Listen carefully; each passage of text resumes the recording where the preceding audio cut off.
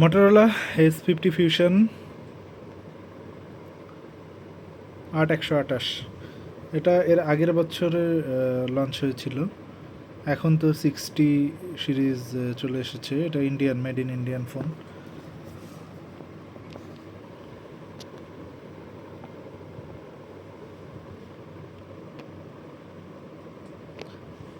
Specification আসলে ফোনটার দাম কমে গেছে অনেক। ফোনটার দাম হচ্ছে 8128, এখন দাম 26,500। দোকান ভেদে আরও কিছু কম বেশি হতে পারে। তো এই ফোনটা আসলে কেউ যদি সেকেন্ডারি ফোন হিসেবে কিনতে চায় তাহলে কিনতে পারবে, কারণ ফোনটা অনেক লাইট ওয়েট। যদিও এদের স্পেসিফিকেশনে এরা কেন জানি এত মানে মার্কেটিং করে না। এদের কি কি মানে এদের এই ফোনটার ফিচার কি কি উল্লেখযোগ্য এটা কিন্তু কোনো বক্সে বলাই নেই। আর বক্সটা অনেক সুন্দর করছে, দেখেন বক্সে কোনো প্লাস্টিক নাই, শুধু কাগজ দিয়ে বানানো, মানে কাগজ দিয়ে মেক করা। তো এই ফোনের আসলে ভালো খারাপ দিক বলবো।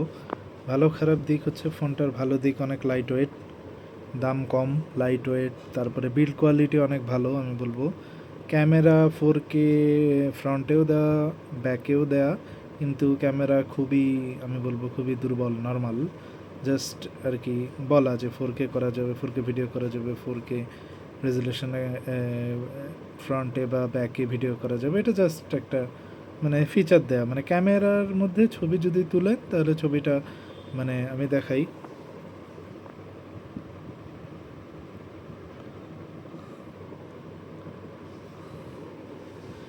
ক্যামেরা দেখেন, ছবি যখন তুলবেন ক্যামেরা কিন্তু অটো লাইট দিয়ে দেয়। মানে ক্যামেরা আপনার ক্যামেরা হচ্ছে জেনারেল এভারেজ।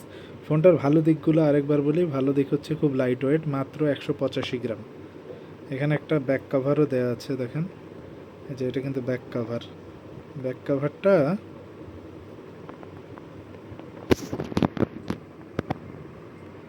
ব্যাক কাভারটা পোকো রেডমি সিরিজের থেকে অনেক সুন্দর। ব্যাক কাভারটা প্রিমিয়াম। ফোনটার ভালো দিক বলি আরেকবার, লাইট ওয়েট, ফোনটার বিল্ড কোয়ালিটি ভালো, ফোনটার কাভারটা যেটা ফ্রি দিয়েছে এটা মোটামুটি প্রিমিয়াম, মানে আপনার চিপ মনে হবে না। শাওমি রেডমির ফোনে চিপ মনে হয়, চিপ মনে হবে না। আরেকটা ভালো দিক বলি, ফোনটার অপারেটিং সিস্টেম অনেক ক্লিন, যেহেতু এটা একটা স্টক অ্যান্ড্রয়েড বলা যায়, কারণ এরকম অপারেটিং সিস্টেম, এত সুন্দর অপারেটিং সিস্টেম শুধু আছে হচ্ছে OnePlus-এর এবং স্যামসাংয়ের। তো ওগুলো ফোনের দামও অনেক বেশি, কিন্তু দেখলাম যে মটোরোলার অপারেটিং সিস্টেম অনেক সুন্দর, ইউজার ইন্টারফেস অনেক ক্লিন। সো এটা একটা ভালো দিক। আর হচ্ছে দাম এখন রিজনেবল, 8128, 26,500। এটা আসলে ডিপেন্ড করবে, কেউ যদি এটার আবার 12,256 নিতে যায় তখন 30,500-র মতো পড়ে যাবে। কিন্তু 30,000 বা 31-32,000 টাকা আপনি 60 ফিউশন পাবেন, 60 স্টাইলাস পাবেন। 60 স্টাইলাসে আবার কার্ড, এখানে মেমোরি কার্ড লাগানোর অপশন আছে, আবার এখানে জ্যাক দেওয়া, হেডফোন জ্যাক দেওয়া, আবার হচ্ছে NFC দেওয়া, মানে ভালো ওটা।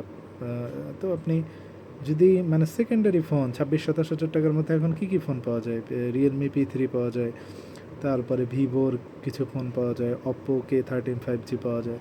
তো ওগুলোর থেকে আমার মনে হচ্ছে এটা অনেক ভালো। এটাতেও 4K ভিডিও করা যায়, ওগুলোতেও করা যায়, কিন্তু এটার মেকিংটা আমি বলবো প্রিমিয়াম বিল্ড, লাইট ওয়েট। তারপরে এখানে আপনি যখন যখন টাচ রেসপন্সটা অনেক ভালো পাবেন। টাচ রেসপন্সটা আমি দেখাই। টাচ রেসপন্স হচ্ছে কোথায়,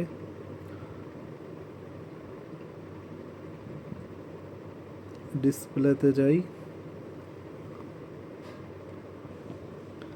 এই যে একটা জিনিস দেখেন, অন্যান্য আপনার পোকো ফোন হোক, রেডমি হোক, শাওমি হোক, আপনি কিন্তু রিফ্রেশ রেটটা পাবেন 140, মানে 120 হার্টস, আর মোটরোলায় পাবেন দেখেন 144। তো ফোনটার এটা হচ্ছে ভালো দিক, কয়েকটা ভালো দিক বললাম। খারাপ দিক বলি, ক্যামেরা খুবই এভারেজ। ক্যামেরাকে আপনি মানে জাস্ট যারা ফেসবুকে একটু ছবি টবি দেয়, ভাবে যে একটু নিজেকে একটু সুন্দর করাই দিবে, এরা এই ক্যামেরাটা হচ্ছে এরকম। এটা দিয়ে ভিডিওগ্রাফি, ভিডিও টিডিও কোনো কিছুই করতে পারবেন না, খুবই জেনারেল। ভিডিও কোয়ালিটি দেখলাম খুবই জেনারেল। তাও যদি কেউ কিছু দেখতে চান তাহলে আমি একটা গুগল ড্রাইভ লিঙ্ক দিয়ে দিব, ওখানে আপনারা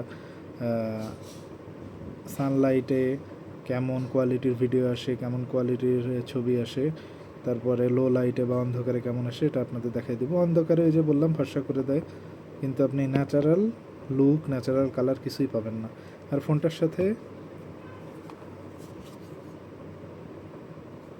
68 ওয়াটের চার্জার পাওয়া যাচ্ছে, যে চার্জারটা আমি বলবো যে চার্জারটা অনেক স্লিম, অনেক সুন্দর। হ্যাঁ, আর তো ওই যে বললাম একটা ব্যাক কভার পাওয়া যাবে আর সিম ইজেক্টর পিন, এছাড়া আর কোনো কিছু নাই।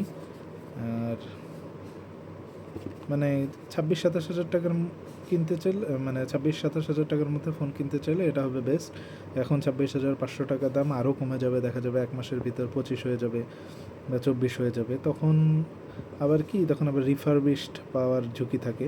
তো আপনারা চেক করে নেবেন, নিলে চেক করে নেবেন। ওই পোকো ফোন, রেডমি, শাওমি এগুলার কিন্তু অপারেটিং সিস্টেম খুব খারাপ, অপারেটিং সিস্টেম খুব খারাপ, আর ওই মিডিয়াটেকের প্রসেসর দিলে আরও ল্যাগ করে, আরও হ্যাং করে। তো ওই দিক থেকে clean UI, clean user interface হচ্ছে আমি মটোরোলারই ভালো বলবো। রিয়েলমিরও ভালো, রিয়েলমি, কিন্তু রিয়েলমির আবার কি হয়, রিয়েলমি হচ্ছে ওদের, আমি বলি রিয়েলমির হচ্ছে ডিসপ্লে কোয়ালিটিগুলো ভালো হয় না। অ্যামোলেড কিন্তু কোয়ালিটি দিবে খারাপ, যেমন পোকো ফোনের ডিসপ্লে কোয়ালিটি অ্যামোলেড দেয়া, 120 হার্জ দেখবেন, আপনি যখন প্রেস করবেন দেখবেন যে ডিসপ্লে অতটা ভালো না, চোখেও একটু সমস্যা করবে। এদিক থেকে মটোরোলা বলবো ভালো ফিল দিচ্ছে। প্রাইসও একটু সবার থেকে জন্য বেশি, অন্যান্যগুলা 25,000 টাকা, 8/128, যেমন রিয়েলমি P3 25,000 টাকা, তারপরে ভিভোর একটা দেখলাম, ওটা কী জানি 10X, ওটা দেখলাম যে 25-25,500 টাকা। তো এটার একটু দাম বেশি, এটার কোয়ালিটিও ওদের থেকে আমি বলবো অনেক ভালো, মানে ইউজার ইন্টারফেস, বিল্ড কোয়ালিটি সবই এটার আমার ভালো মনে হচ্ছে। যদিও হেডফোন জ্যাক নাই, তারপরে মেমোরি কার্ড ব্যবহার করতে পারবেন না আর বেশি, যেহেতু এটার প্রসেসরটা বলি, প্রসেসরটা হচ্ছে স্ন্যাপড্রাগনের 6th জেনারেশনের প্রসেসর। হ্যাঁ, যেটা 6th জেনারেশন, কিন্তু এটা যেটা ইন্ডিয়ান ভার্সনে 6th জেনারেশন, কিন্তু আপনার ইন্টারন্যাশনাল ভার্সনে কিন্তু 7th জেনারেশন দেয়া। তো 7th জেনারেশন আরও ফাস্ট, ইন্ডিয়াতে কম দেয়া। যাই হোক, তো আপনারা যারা কিনবেন, মানে যারা সেকেন্ডারি ফোন, খুব হালকা পাতলা ফোন চান, এই ফোনটা নিতে পারেন। 175 গ্রামেরও কম ওজন,